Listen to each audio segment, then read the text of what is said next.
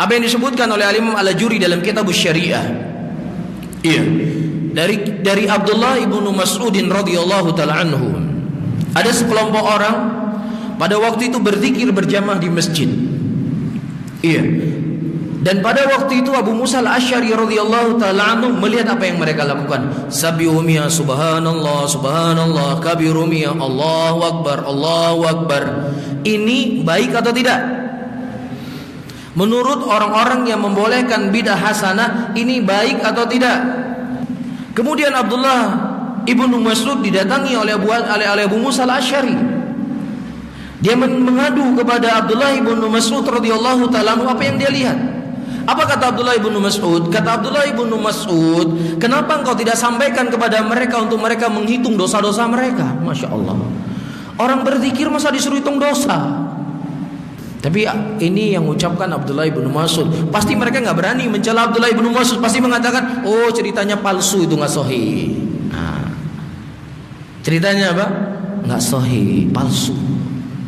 Ya jangankan kisah Abdullah ibnu Mas'ud, hadis di Sahih Muslim tentang pertanyaan Nabi SAW, Inna Allah saja didoifkan, dilemahkan. Padahal hadisnya di Sahih Muslim. Apalagi ucapan Abdullah ibnu Mas'ud. Datang Abdullah ibnu Mas'ud radhiyallahu taala anhu menghampiri mereka, dan beliau berkata, begitu cepat celakanya kalian wahai umatnya Rasulullah. Beliau baru saja meninggal, periuk-periuk beliau belum hancur, baju beliau belum rusak, tetapi kalian telah berbuat sebuah amalan yang tidak pernah dicontohkan oleh Nabi sallallahu alaihi wasallam. Jadi para sahabat mereka mengingkari tidak bidah hasanah yang diyakini oleh sebagian orang hari ini. Jelas mereka mengingkari, karena menurut teori orang-orang hari ini berzikir secara berjamaah itu apa? Baik, bagus, terpuji, terkenal dan lain sebagainya. Bahkan mereka jadikan sebagai poin, siapa yang tidak berzikir agak kamu berzikir nya anda betul ya gamaya. Masya Allah.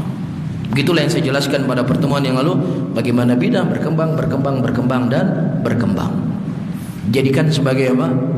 Kullu hizbin bima ladaihim farihun. Setiap kelompok merasa bangga dengan apa yang ada pada diri mereka.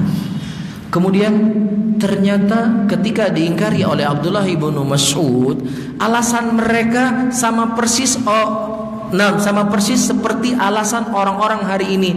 Kan bagus, kan baik, ya kan untuk menyemangati orang. Jangan nanti zikirnya sendiri-sendiri, jadi kita berkelihatan kompak, jadi kita berkelihatan itu kuat, jadi nanti syaitan itu bisa lari terbirit-birit mendengar berzikir bersama-sama. Bagus. Apa kata Abdullah ibnu Mas'ud?